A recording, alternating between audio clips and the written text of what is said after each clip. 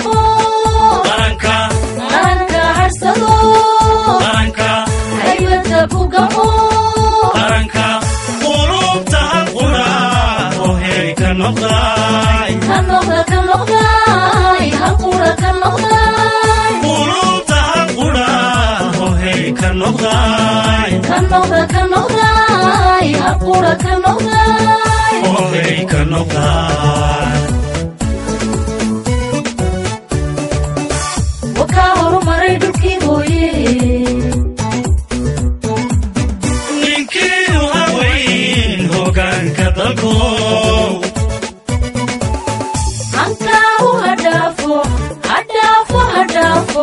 hankaagu hadhaafo reer hebel hankaagu hadhaafo hankaagu hadhaafo reer hebel الحمد لله رب العالمين والصلاة والسلام على أشرف المرسلين. maanta halkan shirka jaraa'id la isugu yimid wuxuu ku saabsan yahay aydaada la taageersan yahay go-aanka guurta qaatay geesinimada ayuu ku saabsan yahay. haddaan in biliifa kasii horeysiyo barnaamijka maanta halkan aan isugu nimid markaan eegno shuruucda dalka waxa uu yaalla ee ku qotoma waxaynu ku kala haganaa waa buugga dastuurka u yaalla qaranka jamhuuriyadda somalilan. kaasi wuxuu inoo qeexayaa waanba awoodda siinaya muddo kordhinta qodobka 83 heerka dastuurka somalilan inay awoodda iska leedahay golaha guurtida oo ah golihii aynu ku soo caanamaalnay ee ka soo bilaabnay ilaa halgankii ilaa sheekh ilaa xorriyad la soo noqoshadeynii ilaa boorame waxay guddidii aynu ka soo caanamaalnay ee mar walba problem taagan yahayba ina hagi jirayna kala saari jiray. maantana waxay qaateen go-aan geesinimo ah.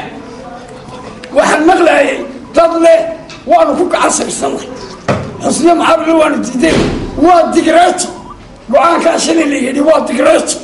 madaxweynehan waabin karin cid kalaan soo celin karin waa go-aan digreeto wuxuu la mid yahay somalilan dib aynu ka noqon artiga laga noqonayo waa go-aan bartiisa yaalon dib uga noqonaya halkaas caalamna inama xukumo cidina inama taliso cidina inooma gacan haadin karto go-aankeenan ku qaadanay ilaa halgankii ilaa imadka ayuu go-aankana ku salaysan yahay. mid labaad waxaa sheegaya heer lamarfoodhi wuxuu qorayaa in la galo diiwaangelin la-aan aan doorashada lagu gelin. wuxuu qorayaa inay baarlamanka iyo madaxweyne mar wada dhacaan. war sidabay haddaba u dhici kartaa iyagoo aynaan waxba iska hubsan inagoo weli diiwaangelin bilaabin inagoo weli hawlgal bilaabin in la yidhaahdo doorasho hala qabto maayna iska hor imaanaba waxa lagaga bogan kara oo lagaga bixi kara iyadoo muddada aynu korarsano waxaa leeyahay ilaa aynu hubsan inay diiwaangelintu saa tahay doorasho lama aynu karo. maantana go-aankaa la qaatay geesinimada waa in lagu noqda. mid labaadoo kale waxaa sheegaya 3 jeer baa dowladda hore loo kordhiyay riyaale mid hore lagama hadlo 1 year mar baa la kordhiyey mar 6 bilood baa la kordhiyey mar sanad baa la kordhiyey intaba raggii maalintii hore u sacabasubay maanta inay ta ka hor yimaadaan maaha. go-aankaasaan bixino waa la taageersayay ummadda halkan iska timid waa degmadii axmed dagax udheercaydiskiin waxaanu ku taageersan oonu ku raacsanahay oonu ayidna go-aanka ay qaatay guurtiisa dhaweynayaa xaaji maxamuud aadan gaas oo kelmadiisa isagoo inooaayo isagoo kamid odayaasha degmada axmed dagax. الحمد لله رب العالمين والصلاة والسلام على أشرف المرسلين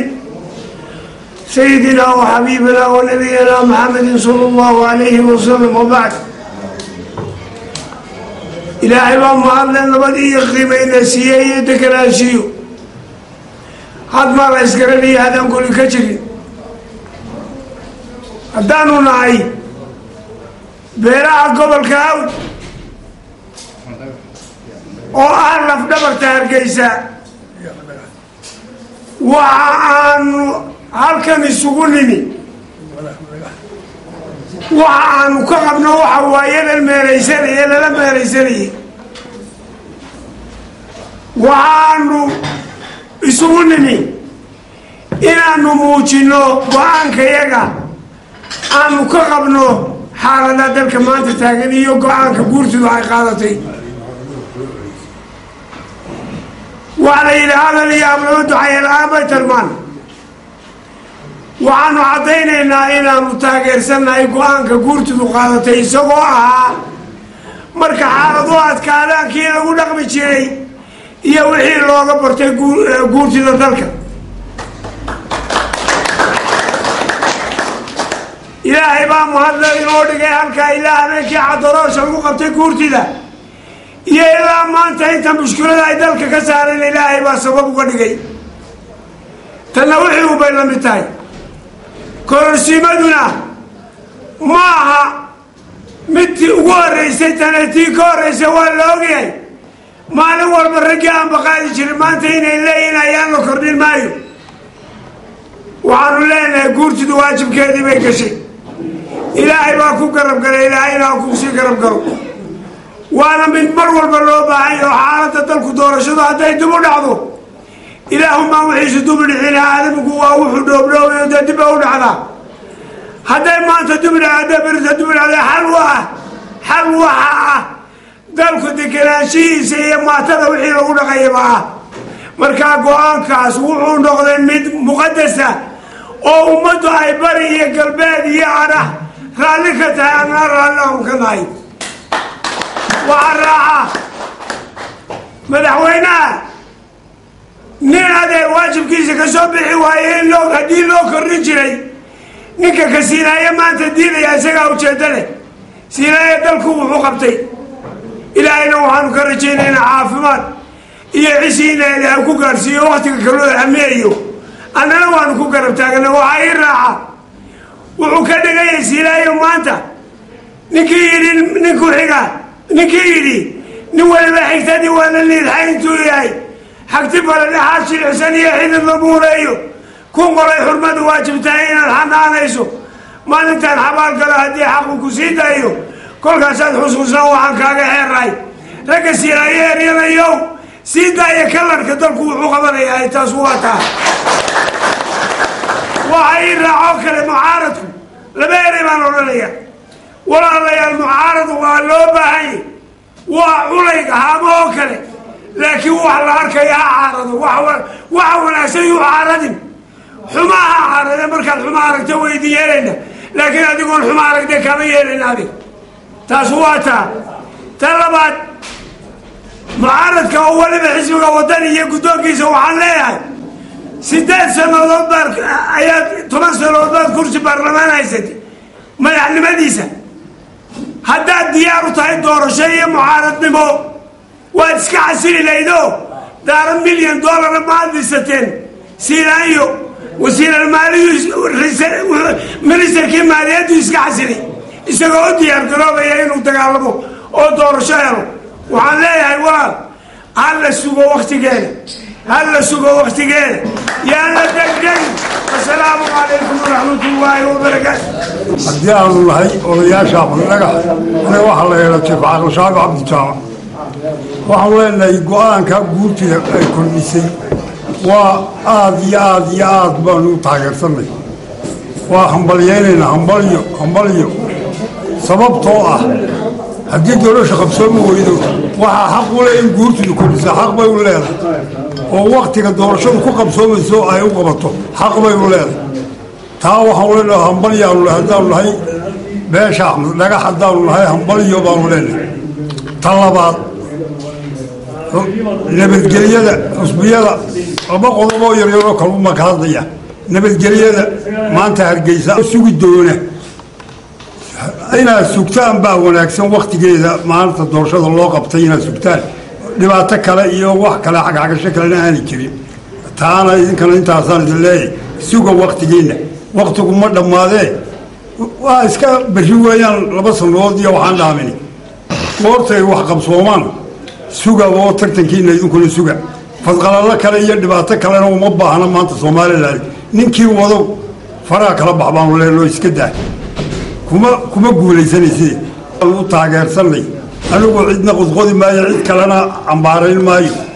iyarun baan madaxweynaha maxamed axmed maxamed siiraaye kaga noqonaya ninkaasi dalka waxbuu qabtay dalka ninkii iska indha tiray iyo ninkaan iska indha tirinowba dalka waxbuu qabtay laakiin raggiinna dambow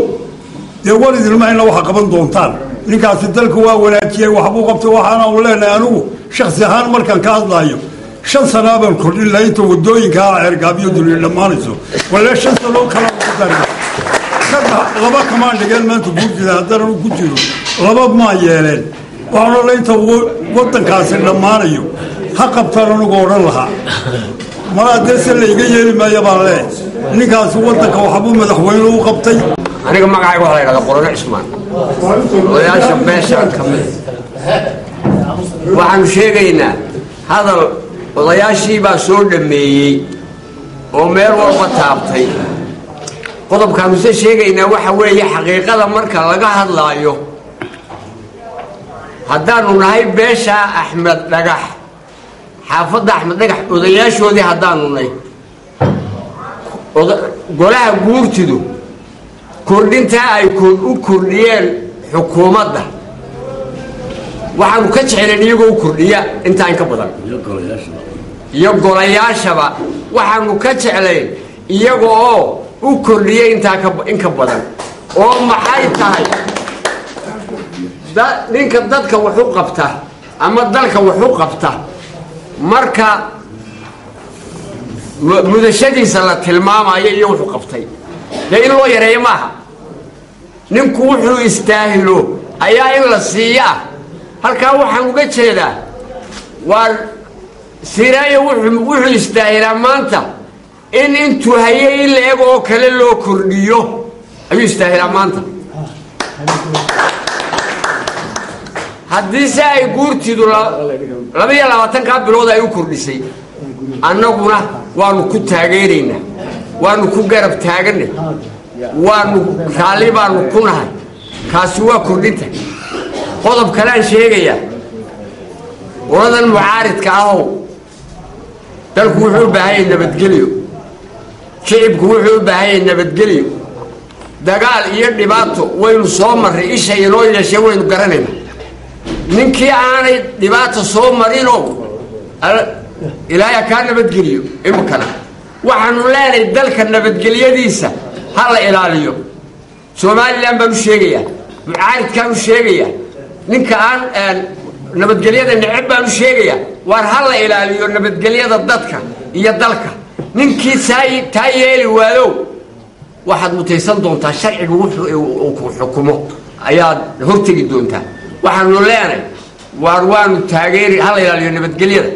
ha la ilaaliyo nabadgelyada maatida iyo odayaasha iyo dadka iyo duunyada ha la ilaaliyo nabadgelyada ha la ilaaliyo anigoo Yaasiin Aadan Jaamaca waxaan hadii badan kaleeyay aan ka hadlayaa golahan sharafta leh wixii ay isugu nimi dadkii iga horeeyana ay ka hadleen waxaana weeyaan mida dalka dantiis guurtida iyo golayaasha arinta kordhiyay ee madaxweynaha u kordhiyay dalka waanu hadana xaafadda Axmed Dhagax waanu ku taageersanahay rag baa yiri waxaan u kordhin lahaa inta aan kordhin anu 10 sano baan uga dhigi lahaa madaxweynaha waayo annagu waxaanu aragnay dhowr madaxweynaha meesha soo maray dad badan baa soo maray waxaanu leenahay waanu ku taageersanahay haddii alla ka dhigo ladaasi waxay ku saabsan tahay taageeradii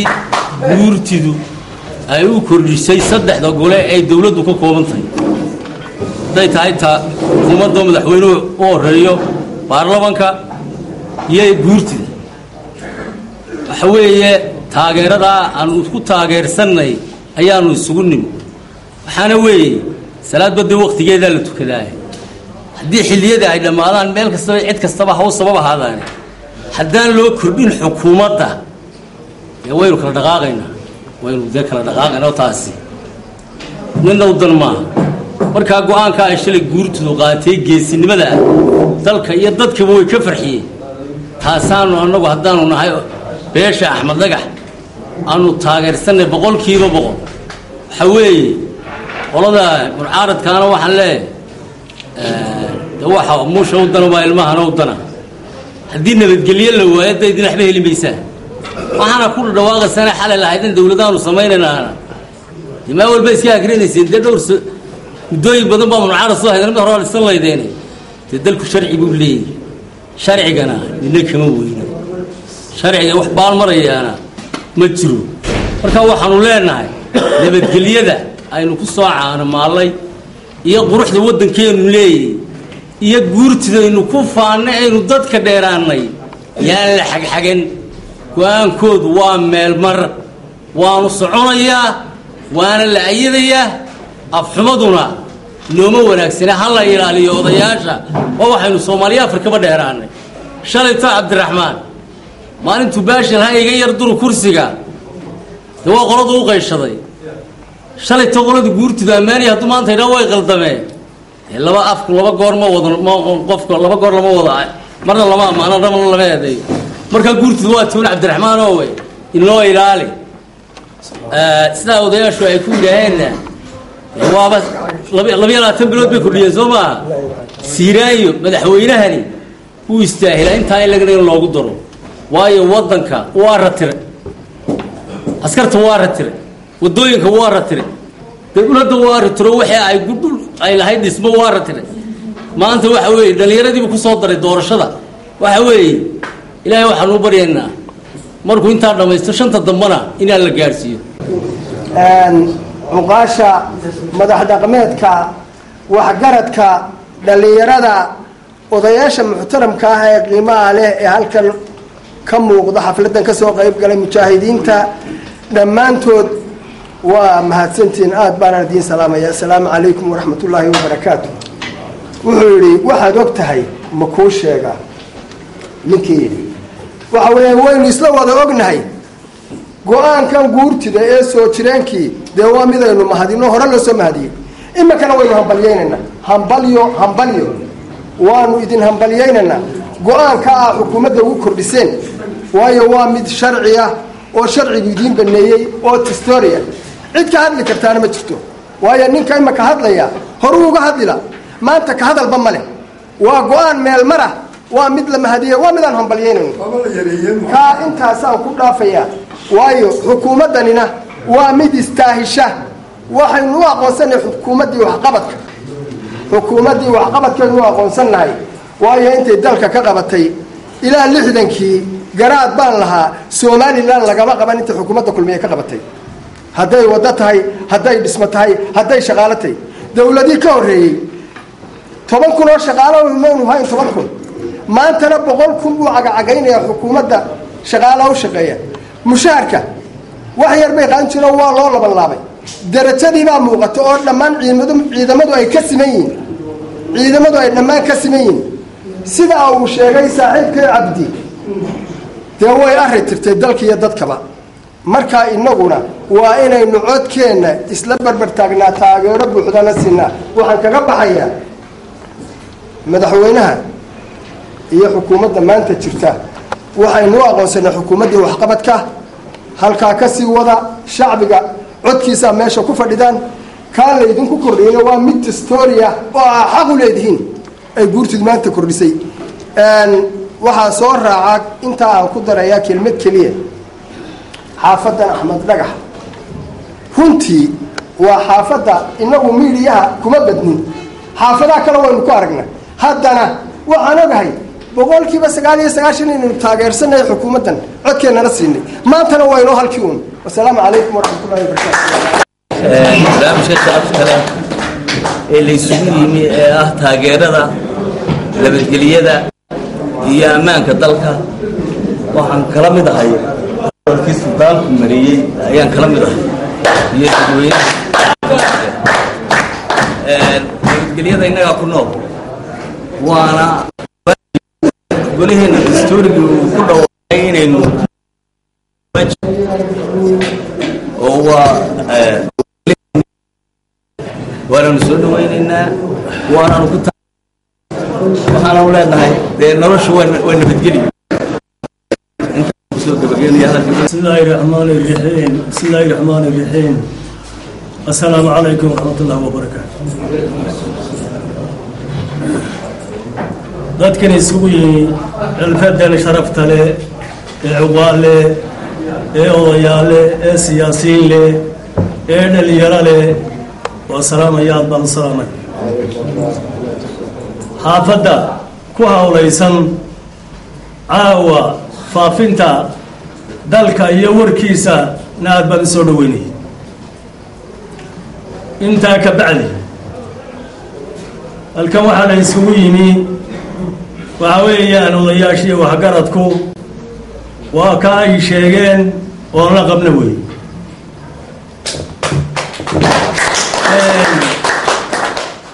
horta kordhiskan guurtida lagu canaananayo waxaan qabaa ama ay tahay waxa weeye guurtidu war waxay kordhiyeen waa 4 bilood weeye sanad waxa kordhiyey kibishirka kordhiyey 6 biloodna waxa kordhiyey maxaa yidhaahdaa saddexda xusbi qaran baa 6 biloodna kordhiyey maxay kordhiyeen kolka sanadkii iyo 10kii bilood 4 bilood guurtidan horta la leeyahay la canaananayo leeyahay waxba sidan bay waatay kororsiimu hortood buu dhacay intaan go'aanka ma 40 bilood ku daray sida horta loo ogaado guurtidu labadan sanad ee dhowdhowinay waxba aan ku shaqo way si ka baraacisay 4 bilood way ku dartay guurtidu sidaas aan horta guurtida leeyahay waxbay baabisay waxbay qarbiyeen meelahan ka maqlayn aanay shaqo ugu lahayn baashay go'aankii u dambeeyay inuu bay gaareen 4 biloodna way ku soo qabtay taasi horta waxa weeye waa kordhiska weeye waxa weeyaan wax dhibaato adag oo meeshii yaalaana ma jiro war ninkii noolo waa berri war ninkii noolo damca ku jira ama caawa ragga xusbiyado ninkii noolo waa berri maalinta ilaahay kuu qadaro haddii alla kuu qadaro waxaan alla kuu qadarin la heli maayo haddii se ilaahay kuu qadaro maalin maalmo ka mid ah waxaad qabatay iyo waxaad dalka u qabatay iyo waxaad ka yeeshay waaba la ogaan dad badan baa nolol ku gaari doona caawa waddanka ana way ka dhiman doona taasina waxa weeye kusu ma dheera ninkii alla gaadhsiiyo haddii ilaahay ku gaadhsiiyo qolada imaka ay u taagantay maxaa yidhaahdaa ay u fiiqantaadow ma foga ninkii nool ma foga intaa raalli ku ahaado taa dalka wax la qabta dalka wax ka qabta min caaraddiinnuna ha noqoto tii wax toosinaysa walaalayaalow tii wax toosinaysa ha noqoto iska ilaaliy wax la kici dad la kiciyey maxaa ilaahay arrinka caawa meelka caawa la fogeeyey waxaan iska codsanaynaa inaad iska ilaalisaan xukuumaddan maanta jirtaa uun maaha looma kordhini maxaa u sheegi weydeen saddexda goloba in loo kordhiyey maxaa u sheegi weyde maxaa loo sheegi waaye baarlamaanku inuu kororsiimo ku jiro maxaa loo sheegi waaye guurtidu inay sanad ka dambayso inuu kororsaday maxaa loo sheegi waaye intuba waa wax jira xukuumaddu loo aawa looma kordhiyo waxaan ku soo gabagabaynayay aad baanu u hambaliyeynaynaa go-aankaa dhacay ay ku soo gabagabeeyeen muddada ay sheegeen guurtiyo halkana laga sheegay baanu aada iyo aada ugu faraxsannahay taageersannahay ilaahay ha ku garab galo ilaahay waxaanu ka baryaynaa aanu ilaahay ka baryaynaa in shar dhammaantii allaynaga duwaa ilaahay ka baryayna maqluuqa jininka iyo insiga ilaahay sharkiisa inuu nagu aadiyo yaanu ilaahay ka baryayna dalka gudaha iyo dibadaba inaynu feejiga u lahayna waa kama maarmaan weeye nabadda cidna uma godna intan hadlaysa iyo inta caawa maqan iyo nabadda nabadgelyadaan ilaashan waddankeena gudaha iyo dibad marka laga hadlaayo isha aan ku hayno wixii u cadow iyo wixii xumaynayo السلام عليكم ورحمة الله وبركاته. mooye ninkii u haweyn hoggaanka dalko hankaagu hadhaafo hadhaafo hadhaafo hankaagu hadhaafo reer hebel hankaagu hadhaafo hadhaafo hadhaafo hankaagu hadhaafo reer hebel